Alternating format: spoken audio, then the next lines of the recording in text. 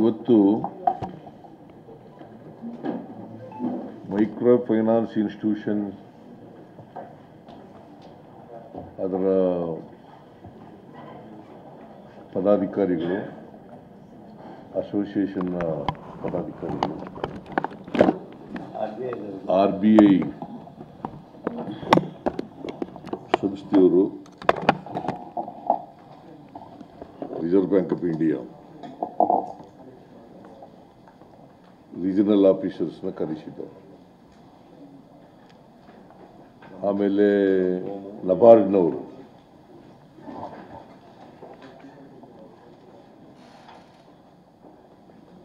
ಜೊತೆಗೆ revenue department,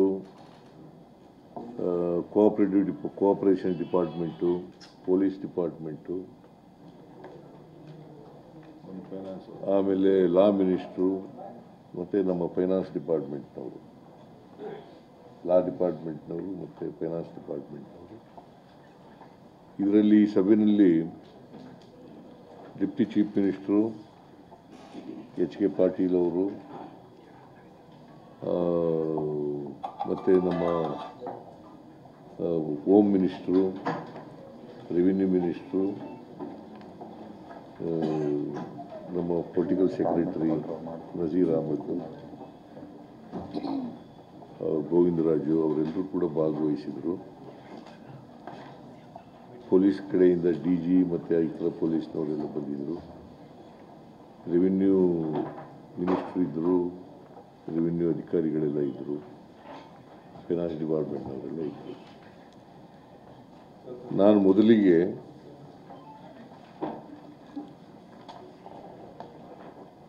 ಇವರು ಯಾರು ಮೈಕ್ರೋ ಫೈನಾನ್ಸ್ ನಡೆಸ್ತಾರೆ ಅವರ ಅಸೋಸಿಯೇಷನ್ ಇದೆಯಲ್ಲ, ಅಸೋಸಿಯೇಷನ್ನ ಅಧ್ಯಕ್ಷರು ಅವರಿಂದ ಅಭಿಪ್ರಾಯವನ್ನು ಕೇಳಿದ್ದೀವಿ. ಜೊತೆಗೆ ರಿಸರ್ವ್ ಬ್ಯಾಂಕ್ ಆಫ್ ಇಂಡಿಯಾ ಇದರ ರೀಜನಲ್ ಆಫೀಸರು ಅವರ ಅಭಿಪ್ರಾಯ ಕೇಳಿದ್ದೀವಿ. ಇವರ ಅಭಿಪ್ರಾಯ ಕೇಳಿದ ಮೇಲೆ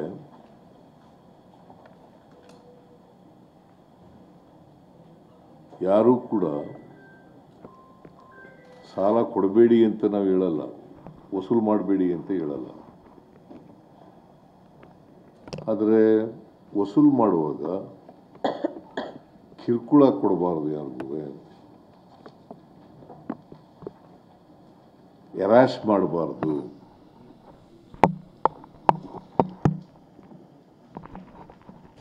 ವಸೂಲಿ ಕ್ರಮ ಮಾಡುವಾಗ ರಿಸರ್ವ್ ಬ್ಯಾಂಕ್ನ ನಿಯಮಗಳನ್ನು ಪಾಲನೆ ಮಾಡಬೇಕು.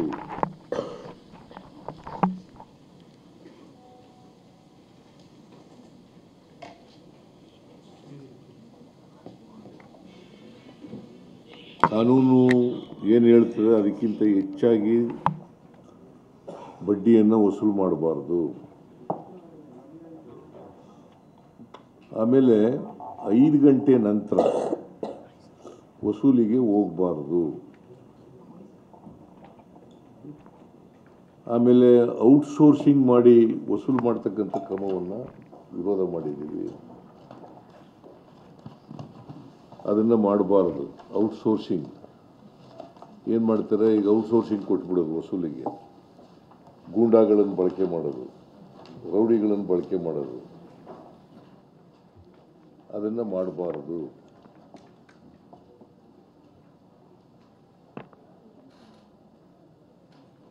ಈ ನಿಯಮಗಳನ್ನು ಯಾರು ಉಲ್ಲಂಘನೆ ಮಾಡ್ತಾರೆ ಅವ್ರ ಮೇಲೆ ಸರ್ಕಾರ ಕಠಿಣವಾದಂಥ ಕ್ರಮ ತಗೊಳ್ತದೆ.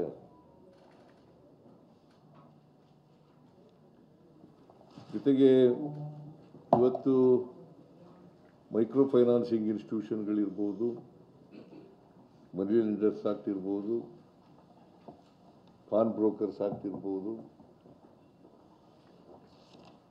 ಅಥವಾ ಎಕ್ಸಾರ್ಬಿಟೆಂಟ್ ಇಂಟ್ರೆಸ್ಟ್ ವಸೂಲು ಮಾಡ್ತಕ್ಕಂಥ ಕಾನೂನು ಇರ್ಬೋದು. ಈ ಕಾನೂನುಗಳನ್ನು ಉಲ್ಲಂಘನೆ ಮಾಡಿದ್ರೆ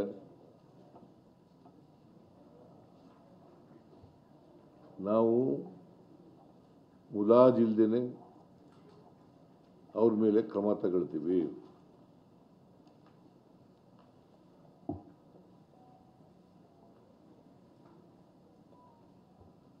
ಸೊ ಆ ಎಚ್ಚರಿಕೆಯನ್ನು ವಾರ್ನಿಂಗ್ ಮಾಡಿದ್ದೀನಿ ನಾನು ಅವ್ರಿಗೆ. ಆ ಎಚ್ಚರಿಕೆಯನ್ನು ನಬಾರ್ಡ್ನವರಿಗೆ, ಮೈಕ್ರೋ ಫೈನಾನ್ಸ್ ಇನ್ಸ್ಟಿಟ್ಯೂಷನ್ನವರಿಗೆ ಮತ್ತು ಬೇರೆ ಮನಿ ಲೆಂಡಿಂಗ್ ಇನ್ಸ್ಟಿಟ್ಯೂಷನ್ಸ್ಗಳಿದ್ದಾವಲ್ಲ ಇವ್ರಿಗೆಲ್ಲ ಕೊಡ್ತಕ್ಕಂಥದ್ದನ್ನು ಮಾಡಿದ್ದೀವಿ. ಈ ಮನಿ ಲೆಂಡಿಂಗು ಕಾನೂನುಗಳಿದ್ದಾವಲ್ಲ ಇವತ್ತು ನಮ್ಮ ರಾಜ್ಯದಲ್ಲಿ, ಅವಕ್ಕೆ ತಿದ್ದುಪಡಿ ಮಾಡಬೇಕಾದ್ರೆ ಕೂಡಲೇ ತಿದ್ದುಪಡಿಗಳನ್ನು ಮಾಡ್ತೀವಿ. ಅವುಗಳನ್ನು ಇನ್ನೂ ಬಲಯುತವಾಗಿ ಮಾಡಬೇಕಾದ್ರೆ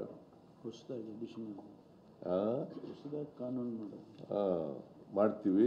ಜೊತೆಗೆ ಒಂದು ಹೊಸ ಕಾನೂನನ್ನು ಮಾಡ್ತೀವಿ.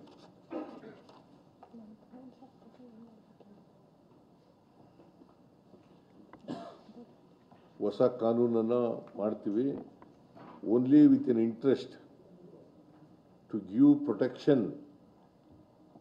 to the interest of the borrowers, genuine borrowers.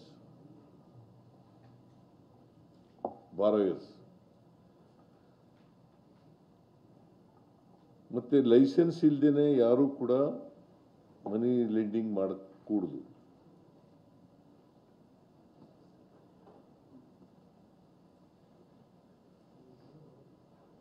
ಪ್ರತಿ ಜಿಲ್ಲೆನಲ್ಲೂ ಕೂಡ ಜಿಲ್ಲಾಧಿಕಾರಿ ಕಚೇರಿಗಳಲ್ಲಿ ಒಂದು ಸಹಾಯವಾಣಿಯನ್ನು ತೆರೀತಕ್ಕಂಥ ಕೆಲಸವನ್ನು ಮಾಡಬೇಕು ಅಂತ ಹೇಳಿದ್ದೀವಿ. ಅಲ್ಲಿ ದೂರುಗಳನ್ನು ಕೊಡಬಹುದು.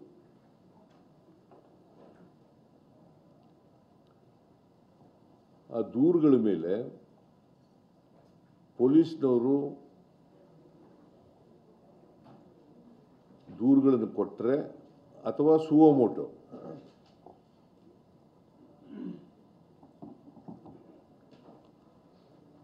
if there are violations of the rules, regulations and law,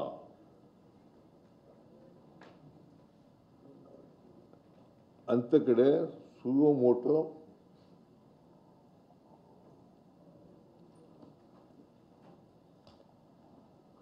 ಪೊಲೀಸ್ನವರು ಕ್ರಮ ತಗೊಳ್ತಕ್ಕಂಥ ಕೆಲಸವನ್ನು ಮಾಡ್ತಾರೆ. ಮತ್ತು ಯಾರೇ ಬಲಾತ್ಕಾರದಿಂದ ವಸೂಲು ಮಾಡ್ತಕ್ಕಂಥದ್ದು, ಗೂಂಡಗಳನ್ನು ಬಳಸಿ ಮಾಡ್ತಕ್ಕಂಥದ್ದು, ಎದುರಿಸಿ ಮಾಡ್ತಕ್ಕಂಥದ್ದು,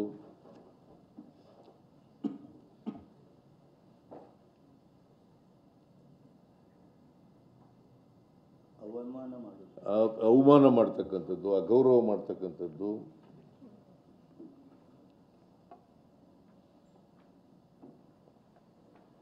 ಅಂಥ ಕಡೆ ಪೊಲೀಸ್ನವರು ಅವರ ಫಿರ್ಯಾದಿಗಳನ್ನು ರಿಜಿಸ್ಟರ್ ಮಾಡ್ಕೊಂಡು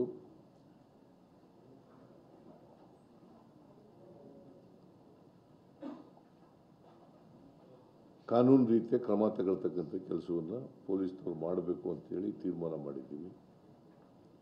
ಮತ್ತು ನಾವೇನು ಹೊಸ ಕಾನೂನು ಮಾಡಬೇಕು ಅಂತ ಮಾಡಿದ್ದೀವಿ, ಆ ಕಾನೂನನ್ನು ಕೂಡಲೇ ಮಾಡ್ತೀವಿ. ಅದನ್ನು ಲಾ ಡಿಪಾರ್ಟ್ಮೆಂಟ್ನವರು, ರೆವಿನ್ಯೂ ಡಿಪಾರ್ಟ್ಮೆಂಟು, ಫೈನಾನ್ಸ್ ಡಿಪಾರ್ಟ್ಮೆಂಟು ಮತ್ತು ಹೋಮ್ ಡಿಪಾರ್ಟ್ಮೆಂಟ್ ಚರ್ಚೆ ಮಾಡಿ, ಬೇರೆ ರಾಜ್ಯಗಳಲ್ಲಿ ಈಗ ಆಂಧ್ರ ಪ್ರದೇಶದಲ್ಲೂ ಕೂಡ ಕಾನೂನು ಮಾಡಿದ್ದಾರೆ. ಆ ಕಾನೂನುಗಳನ್ನು ಕೂಡ ನೋಡಿ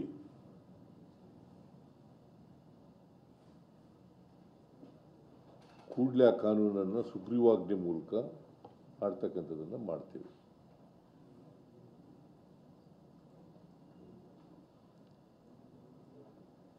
ಕೇಂದ್ರ ಸರ್ಕಾರಕ್ಕೂ ಒತ್ತಾಯ ಮಾಡ್ತೀವಿ. ಆಮೇಲೆ ಕೇಂದ್ರ ಸರ್ಕಾರಕ್ಕೂ ಕೂಡ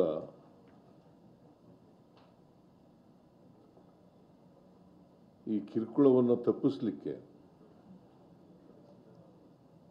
ಹೆರಾಸ್ಮೆಂಟನ್ನು ತಪ್ಪಿಸಲಿಕ್ಕೆ, ಬಾರೋಯರ್ಸು ಈಗ ಅನೇಕ ರೀತಿಯಲ್ಲಿ ಊರು ಬಿಟ್ಟು ಹೋಗೋದು, ಆತ್ಮಹತ್ಯೆ ಮಾಡ್ಕೊಳ್ತಕ್ಕಂಥದ್ದು,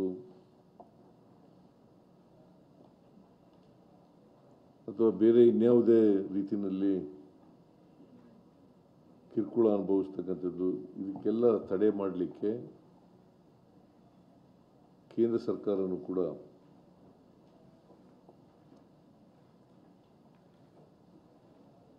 ಕಾನೂನನ್ನು ಮಾಡಬೇಕು ಅಂತೇಳಿ ಒತ್ತಾಯವನ್ನು ಮಾಡ್ತೀವಿ.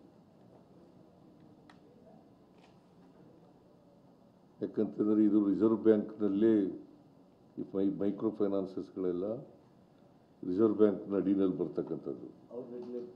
ಅವ್ರು ರೆಗ್ಯುಲೇಟ್ ಮಾಡ್ತಾರೆ.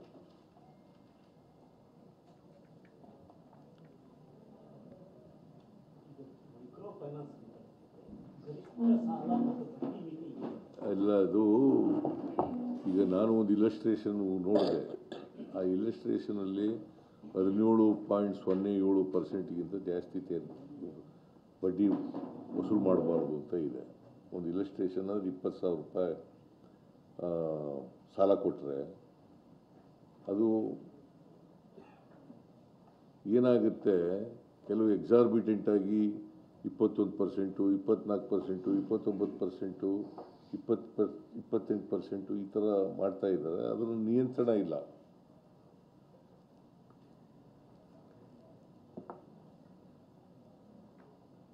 ಅದಕ್ಕೆ ಒಂದು ಈ ಮೈಕ್ರೋ ಫೈನಾನ್ಸಸ್ಗಳು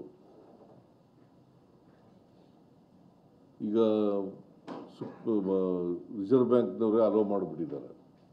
17.07% ಬಡ್ಡಿ ವಸೂಲು ಮಾಡ್ಬೋದು ಅಂತ. ಆದರೆ ಅದಕ್ಕಿಂತ ಹೆಚ್ಚು ಮಾಡ್ತಾ ಇದ್ದಾರೆ. ಮತ್ತು ಒಬ್ಬರಿಗೆ ಒಂದು ಕುಟುಂಬಕ್ಕೆ 3 ಸಾಲಗಳಿಗಿಂತ ಜಾಸ್ತಿ ಕೊಡಬಾರ್ದು ಅಂತ ಇದೆ. ಇವರು 4, 5, 6 ಹಿಂಗೆಲ್ಲ ಕೊಟ್ಬಿಡ್ತಾರೆ. ಅವರ ಆದಾಯ ಗಮನದಲ್ಲಿ ಇಟ್ಕೊಂಡು ಕೊಡ್ತಕ್ಕಂಥ ಕೆಲಸವನ್ನು ಮಾಡ್ತಾರೆ. ಸೊ ಇದಕ್ಕೆಲ್ಲ ರೆಗ್ಯುಲೇಟ್ ಮಾಡತಕ್ಕಂಥ ಕೆಲಸವನ್ನು ಮಾಡಬೇಕು. ಅದಕ್ಕೆ ಕಾನೂನು ಮಾಡಬೇಕು ಅಂತ ಒತ್ತಾಯ ಮಾಡ್ತಾ ಇದ್ದೀವಿ ಅಂತ ಹೇಳಿ ಮಾಡ್ತಕ್ಕಂಥದ್ದು. ಒಟ್ಟಾರೆಯಾಗಿ ಅವ್ರಿಗೆ ವಾರ್ನಿಂಗ್ ಕೊಟ್ಟಿದ್ದೀನಿ. ಇವೇನಾದರೂ ವೈಲೇಟ್ ಆಗಿ ನೀವು ಮೈಕ್ರೋ ಫೈನಾನ್ಸಸ್ಸು ಮತ್ತು ರಿಸರ್ವ್ ಬ್ಯಾಂಕ್ನವರು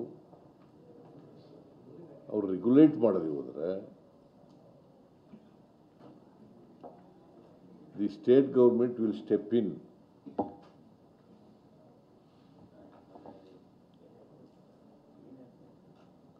ಪೊಲೀಸ್ನವ್ರ ಮುಂದೆ ಈಗಲೂ ಇದೆ. ಪೊಲೀಸ್ನವ್ರ ಮುಂದೆ ಈಗಲೂ ದೂರುಗಳು ಕೊಟ್ಟರೆ ಅವ್ರ ಮೇಲೆ ಕ್ರಮ ತಗೊಳ್ತಕ್ಕಂಥ ಅವಕಾಶ ಇದೆ. ಆದರೆ ಅದಕ್ಕೆ ಕಾನೂನು ಮಾಡ್ತಾ ಇದ್ದೀವಿ. ನಾವು ಒಂದು ಹೊಸ ಕಾನೂನನ್ನು ಮಾಡ್ತಾ ಇದ್ದೀವಿ. in order to protect the interest of the borrowers, either under the microfinance institutions or under any money lending institution.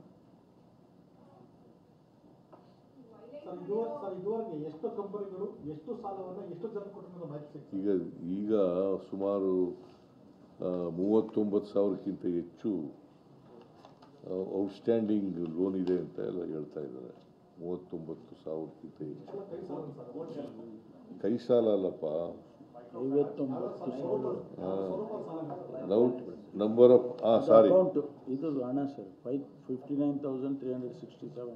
ಇದು amount outstanding in crores 59,367.76, 76 lakh.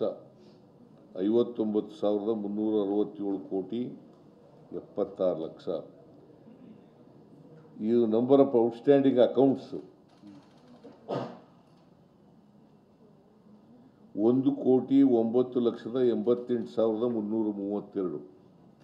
1,09,88,332.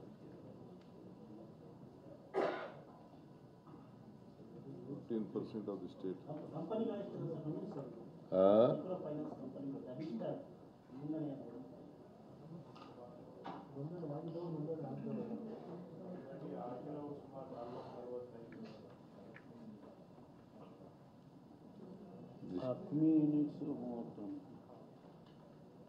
Number of branches 3,090.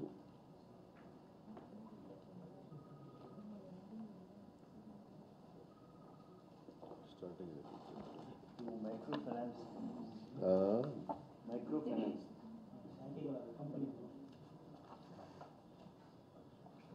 ಕಂಪನಿಗಳು ಎಷ್ಟಿದ್ದಾವೆ?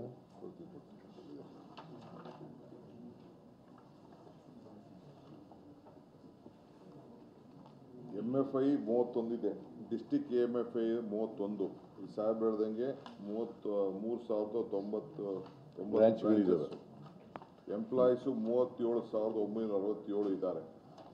ಅಕೌಂಟು 1,09,00,000 88,303 ಔಟ್ಸ್ಟ್ಯಾಂಡಿಂಗ್ ಹೇಳಿದ್ದಾರೆ.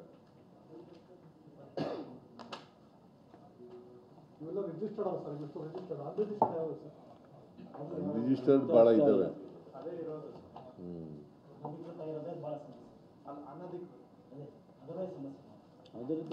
ಅದರದ್ದೇ ಸಮಸ್ಯೆ ಇರೋದು ಈಗ.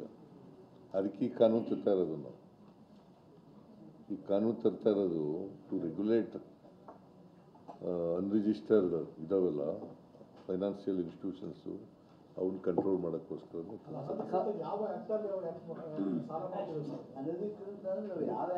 ಯಾವ ಆ್ಯಕ್ಟು ಇಲ್ಲಪ್ಪ ಅದಕ್ಕೆ. ನೀವು ಕೇಳ್ತಿರಲ್ಲ, ಏನು ಕೇಳೋದು ಇನ್ಫಾರ್ಮೇಶನ್ ಇಲ್ಲದೆ ತಕ್ಷಣ ಒಂದೇನೋ ಅಂತ ಕೇಳ್ತಿರಲ್ಲ. ಹೌದು, ಕ್ರಿಮಿನಲ್ ಕೇಸ್ ಹಾಕಕ್ಕೆ ಹೇಳಿದ್ವಿ.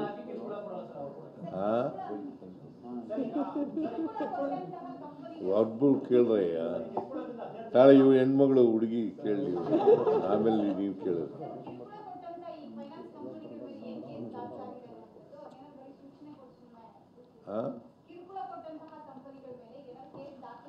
ಹೌದಪ್ಪ, ಕಂಪ್ನಿ ದೂರು ಕೊಟ್ಟರೆ ಅವ್ರ ಮೇಲೆಲ್ಲ ಕ್ರಮ ತಗೋತೀವಿ. ಈಗ 7 ಕೇಸ್ ಆಗಿದೆ ಇಲ್ಲಿ. ಹೋಮ್ ಮಿನಿಸ್ಟ್ರು, DG, ಕಮಿಷನರ್ಗಳು ಎಲ್ಲ ಯಾಕೆ ಕುಣಿಸ್ಕೊಂಡಿದ್ದೀವಿ? ಸಾಯಂಕಾಲದಷ್ಟೊತ್ತಿಗೆ ತೆಗೆದು ಒಳಗೆ ಹಾಕಿ ಅಂತ ಹೇಳಿದ್ದೀವಿ. 4 ಜನ ಮಾಡಿ ಸತ್ತಿರೋದು 4 ಜನ. ಮತ್ತೆ ಬೇರೆ ಕೆಲವು ಮನೆ ಬಿಟ್ಟು ಹೋಗೋ ಪ್ರಕರಣಗಳು ಅದೆಷ್ಟಾಗಿದೆ, ಕೆಲವು ನೋಟಿಸ್ ಕೊಟ್ಟಿದ್ದಾರೆ, ಕೆಲವು ಊರು ಬಿಟ್ಟಿದ್ದಾರೆ. ಅದಕ್ಕೆಪ್ಪ ಮೊದಲು ಈ ಔಟ್ಸೋರ್ಸಿಂಗ್ ಮಾಡ್ತಾ ಇದ್ದಾರಲ್ಲ, ರಿಕವರಿಗೆ ಔಟ್ಸೋರ್ಸಿಂಗ್ ಮಾಡಿ ರಿಕವರಿಗೆ ಕಳಿಸ್ತಾ ಇದ್ದಾರೆ. ಇದನ್ನು ಬ್ಯಾನ್ ಮಾಡ್ತಕ್ಕಂಥದ್ದು ಮಾಡ್ತಾರೆ. ಅದಕ್ಕೆ ಒಂದು ಕಾನೂನು ಮಾಡ್ತಾ ಇದ್ದೀವಿ.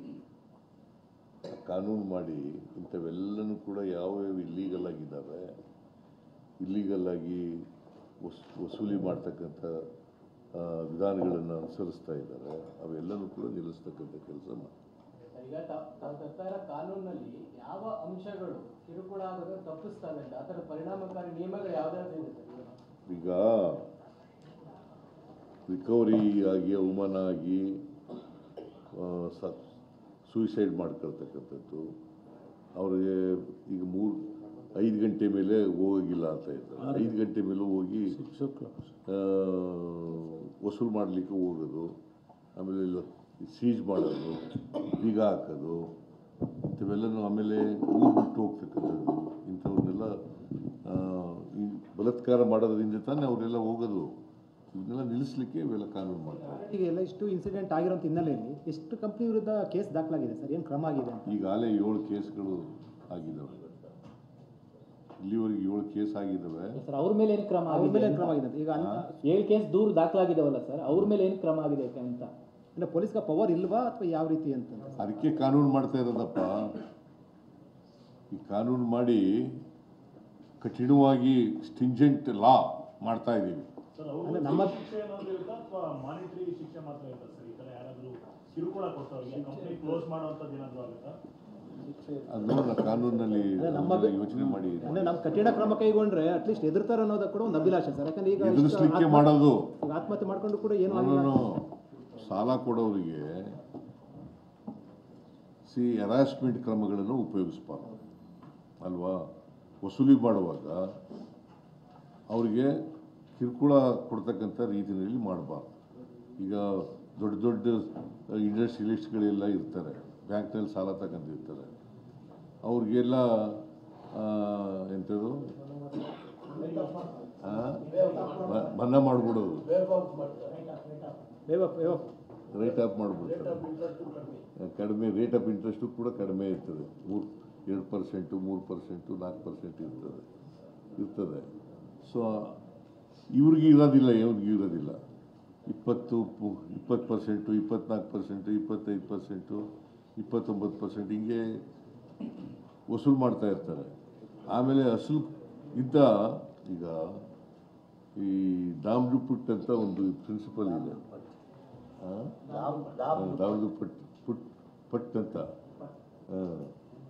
ಆ ಕಾನೂನು ಇದೆ. ಆ ಕಾನೂನು ಪ್ರಕಾರ ಅಸಲಿಗಿಂತ ಬಡ್ಡಿ ಜಾಸ್ತಿ ವಸೂಲು ಮಾಡಬಾರ್ದು ಅಂತ.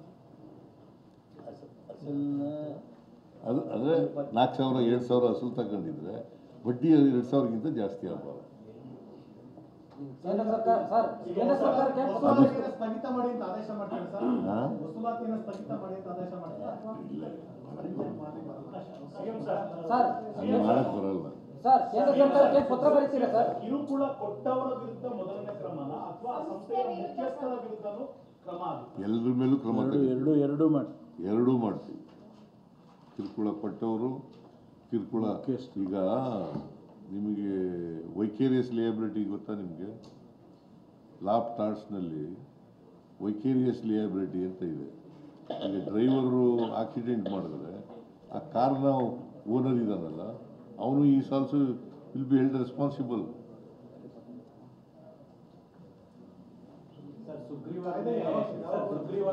ಇಮಿಡಿಯೇಟಾಗಿ ಮಾಡ್ತೀವಿ. ಅದು ಈಗ ಅವ್ರು ಲಾ ಮಾಡಿದ ತಕ್ಷಣ ಕ್ಯಾಬಿನೆಟ್ ತಗೋಬೋದು. ಕ್ಯಾಬಿನೆಟ್ ಮುದ್ದೆ ಮಂಡಿಸಿ ಆಮೇಲೆ ಸುಗ್ರೀವಾಜ್ಞೆ ಮಾಡ್ತಾರೆ.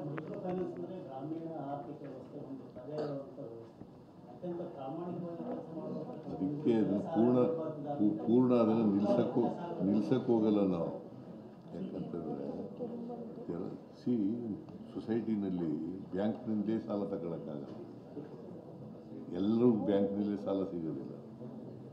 ಸೊ ಅದಕ್ಕೋಸ್ಕರನೇ ಇವೆಲ್ಲ ನಾನ್ ಬ್ಯಾಂಕಿಂಗು ಲೆಂಡಿಂಗ್ ಇನ್ಸ್ಟಿಟ್ಯೂಷನ್ಸ್ಗಳೆಲ್ಲ ಶುರುವಾಗಿರೋದು. ಸೊ ಅದನ್ನು ನಿಲ್ಸೋಕ್ಕಾಗಲ್ಲ ನಾವು, ಅದನ್ನು ರೆಗ್ಯುಲೇಟ್ ಮಾಡಬೇಕಲ್ಲ. ರೆಗ್ಯುಲೇಟ್ ಮಾಡದೆ ಹೋದರೆ ಈ ಬಾರೋಯರ್ಸ್ಗಳಿಗೆ ತೊಂದರೆ ಆಗ್ತದಲ್ಲ, ಅನ್ಯಾಯ ಆಗ್ತದಲ್ಲ. ಸರ್, ಹಿಂದೆ ಡೆಟ್ ರಿಲೀಫ್ ಆಕ್ಟ್ ಅನ್ನ ರಾಜ್ಯದಲ್ಲಿ ಇಂಟ್ರೊಡ್ಯೂಸ್ ಮಾಡಿದ್ರು ಮೈತ್ರಿ ಗೌರ್ಮೆಂಟ್ ಅಲ್ಲಿ. ಅದನ್ನ ಎನಾಕ್ಟ್ ಮಾಡಿದ್ರು, ಅದು ಜಾರಿ ಬರಲಿಲ್ಲ.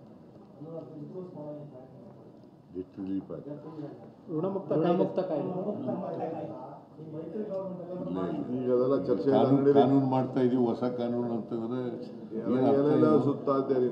Thank you.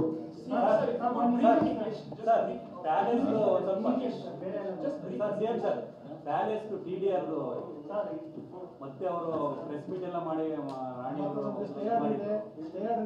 ಸರ್ಕಾರ ದ್ವೇಷ ಸಾಧಿಸ್ತಾ ಇದೆ ಅಂತ ಹೇಳ್ತಾ ಇದ್ದಾರೆ. ಪ್ರಮೋದಾದೇವಿ ಸರ್ಕಾರ ದ್ವೇಷ ಸಾಧಿಸಿದೆ, ನಮ್ಗೆ ಸ್ಟೇ ಆರ್ಡರ್ ಕೊಟ್ಟಿದ್ದಾರೆ. ಇದು ದ್ವೇಷ ಸಾಧಿಸೋ ಪ್ರಶ್ನೆನೇ ಇಲ್ಲ. ಯಾರ ಮೇಲೂ ದ್ವೇಷ ಸಾಧಿಸಕ್ಕೆ ಹೋಗಲ್ಲ. ಈಗ ಕಾನೂನು ಮಾಡಿರ್ತಕ್ಕಂಥದ್ದು ಈಗ ಎಕ್ಸಾರ್ಬಿಟೆಂಟ್ TDR ಕೊಡಬೇಕು ಅಂತ ಇದೆಯಲ್ಲ, ಅದನ್ನು ಕೊಟ್ಟರೆ ಏನಾಗ್ತದೆ, ಮುಂದಿನ ಅಭಿವೃದ್ಧಿಗೆ ತೊಂದರೆ ಆಗ್ತದೆ. ರಾಜ್ಯದ ಹಿತದೃಷ್ಟಿಯಿಂದ ನಾವು ಮಾಡಿರ್ತಕ್ಕಂಥದ್ದು ಇದು ಯಾರ ಮೇಲೂ ದ್ವೇಷದಿಂದ ಮಾಡಿರ್ತಕ್ಕಂಥ ಕಾನೂನಲ್ಲ. ಮುಂದೆ ರೇಟ್ ಮುಂದಿನ ರೇಟ್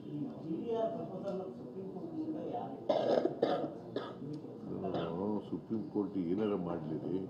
ಈಗ 15 ಎಕರೆ 37 ಗುಂಟೆಗೆ 3,014 ಕೋಟಿ ಅಂತಂದ್ರೆ ಎಷ್ಟಾಯಿತು? ಒಂದು ಎಕರೆಗೆ 200 ಚಿಲ್ಲರೆ ಕೋಟಿ ಆಯಿತು. ಒಂದು ಎಕರೆಗೆ 200 ಚಿಲ್ಲರೆ ಕೋಟಿ ಬೆಂಗಳೂರಿನಲ್ಲಿ ಎಲ್ಲರೂ ಇದೆಯಾ? ಮತ್ತು ಇದು ಕೊಟ್ಟರೆ ಏನಾಗುತ್ತೆ? ಸರ್ಕಾರಕ್ಕೆ ಪರಿಣಾಮ ಏನಾಗುತ್ತೆ? ಒಂದು, ಜನರ ಮೇಲೆ ಏನು ಪರಿಣಾಮ ಬೀರ್ತದೆ? ಎರಡನೇದು, ಅಭಿವೃದ್ಧಿ ಮೇಲೆ ಏನು ಪರಿಣಾಮ ಬೀರ್ತದೆ? ಸೊ ಅದಕ್ಕೋಸ್ಕರ ಮಾಡ್ತಾ ಇದ್ದೀವಿ ಹೊರತು ದ್ವೇಷದಿಂದ ಅಲ್ಲ. ಯಾರ ಮೇಲೂ ದ್ವೇಷ ಇಲ್ಲ.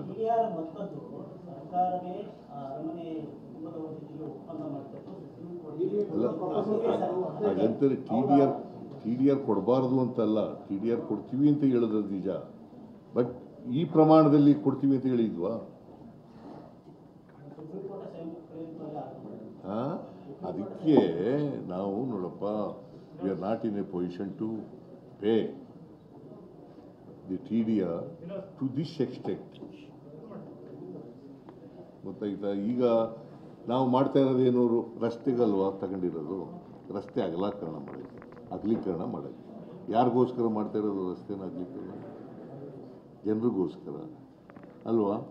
ಮತ್ತು ಅದು ಸರ್ಕಾರದ ಮೇಲೆ ಭಾರ ಒಂದು ಎದ್ವಾ ಹಾಕಿದ್ರೆ TDR ಮಾಡಿದ್ರೆ ಇದು ಭಾರ ಅಲ್ವಾ ಸರ್ಕಾರದ ಮೇಲೆ? ಸಾರ್ವಜನಿಕ ಕೆಲಸಕ್ಕೆ ಮಾಡಿರ್ತಕ್ಕಂಥದ್ದು. ನಾವು ಅದಕ್ಕೆ ಒಂದು ವೇಳೆ ನಾವೇನು ಇನ್ನೂ ಒಂದು ಏನು ಹೇಳಿದ್ದೀವಿ ಏನಂತಂದರೆ, ಇದರಲ್ಲಿ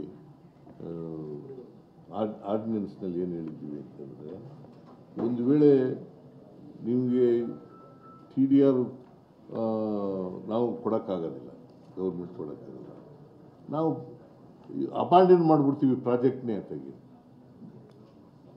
ಬೇಡಿಕೆ ಬೇಡ ನಮಗೆ ಪ್ರಾಜೆಕ್ಟ್. ಈಗ ನೀವು ಅವ್ರಿಗೆ ಕೊಟ್ಬಿಟ್ಟು, ಈಗ ಟೈಟ್ಲ್ ಇಶ್ಯೂ ಇತ್ಯರ್ಥ ಆಗಿಲ್ಲ. ನಾವು ಅದನ್ನು ಮಾಡೋದನ್ನ ಬಿಡೋದನ್ನ ಅವ್ರ ಜಾಗ ತಗೊಳ್ಳೋದನ್ನ ಬಿಡೋದನ್ನ ಸರ್ಕಾರ ಸಂಪೂರ್ಣ ಆಲ್ಟರ್ನೇಟಿವ್ ಏನಾದ್ರು ಇದೆಯಾ sir? Alternative tunnel road alternative ಆಗಿ ಏನಾದ್ರು ಪ್ಲಾನ್ ಮಾಡಿದ್ದೀರಾ ಅಂತ? ಏನು ಪ್ಲಾನು? ವೈಡನಿಂಗ್ ಬೇಡ ಅಂತ ಪ್ರಾಜೆಕ್ಟ್ ಟೈಮ್ ಇಟ್ಮೇಲೆ ಆಲ್ಟರ್ನೇಟಿವ್ ಆಗಿ ಟನಲ್ ರೋಡ್ ನೋಡೋಣ. ಈಗ ಮೇನ್ ಮ್ಯಾಟರ್ ಇತ್ಯರ್ಥ ಆಗಿಲ್ವಲ್ಲ? ಮೇನ್ ಮ್ಯಾಟರ್ ಇತ್ಯರ್ಥ ಆಗಿದೆಯಾ?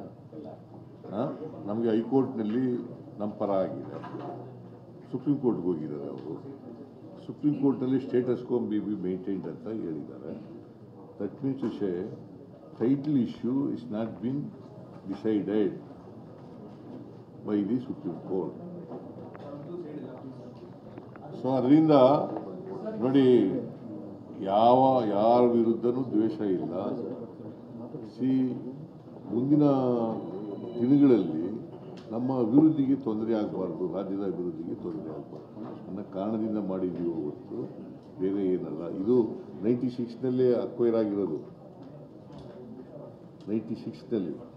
ಅದಾದಮೇಲೆ ಚಾಲೆಂಜ್ ಮಾಡಿದ್ರು ಹೈಕೋರ್ಟ್ನಲ್ಲಿ ನಮ್ಮ ಪರ ಆಗಿದೆ. ಅದ್ರ ಮೇಲೆ ಸುಪ್ರೀಂ ಕೋರ್ಟ್ಗೆ ಹೋಗಿದ್ದಾರೆ. ಸುಪ್ರೀಂ ಕೋರ್ಟ್ನಲ್ಲಿ ಸ್ಟೇಟಸ್ ಕೋ ಮೇಂಟೈನ್ ಮಾಡಬೇಕು ಅಂತ ಹೇಳಿದ್ದಾರೆ. ಅದು ಬಿಟ್ಟರೆ ಬೇರೆ ಯಾರ ಮೇಲೂ ದ್ವೇಷ ಇಲ್ಲ.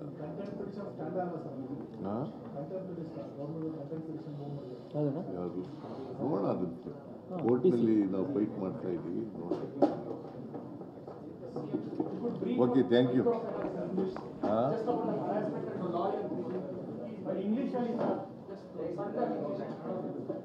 See, there are today we had a meeting of the microfinance institutions, Reserve Bank, regional and NABARD officers, and also our officers are there. Myself, D.K. Shivkumar, Deputy Chief Minister, Mr. H.K. Patil, Law Minister, Mr. Parmeshwar, Home Minister, Mr. Krishna Bairegowda, in charge of Revenue Minister, and all the concerned officers were present. We have warned the Microfinance Institutions Association and its office bearers that if you violate the rules and regulations of the RBI, the government of Karnataka will not keep quiet. Will take stringent actions against the violators. The recovery proceedings should be in accordance with the provisions of the RBI guidelines.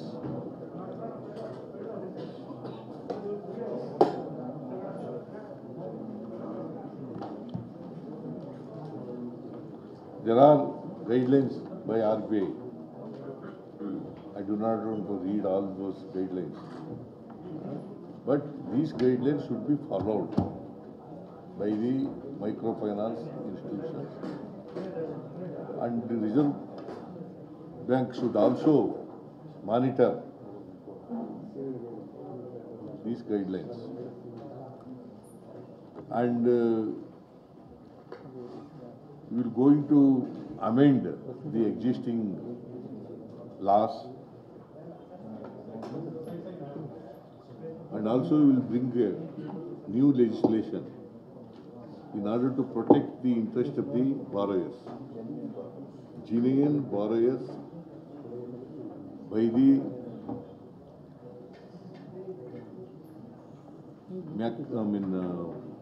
microfinance institutions and other private money lenders. Thank you. ತಗೊಳಪ್ಪ ನೀನು ತಿನ್ನು. ಏ ತಿನ್ನಯ್ಯ.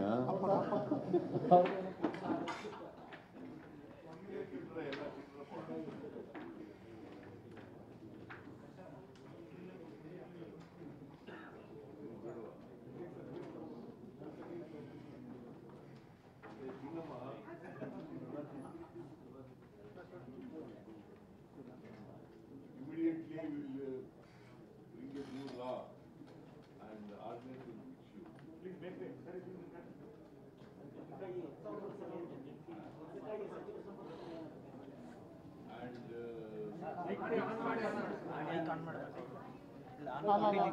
The districts.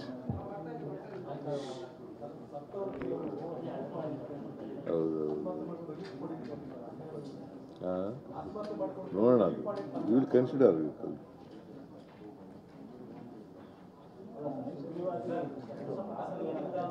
In all the district headquarters, we are going to open a helpline,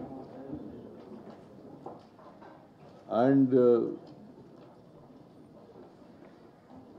we are requested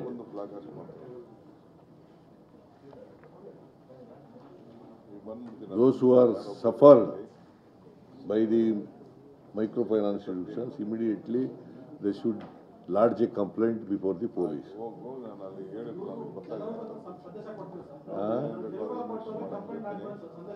ಹೌದೌದು. Thank you.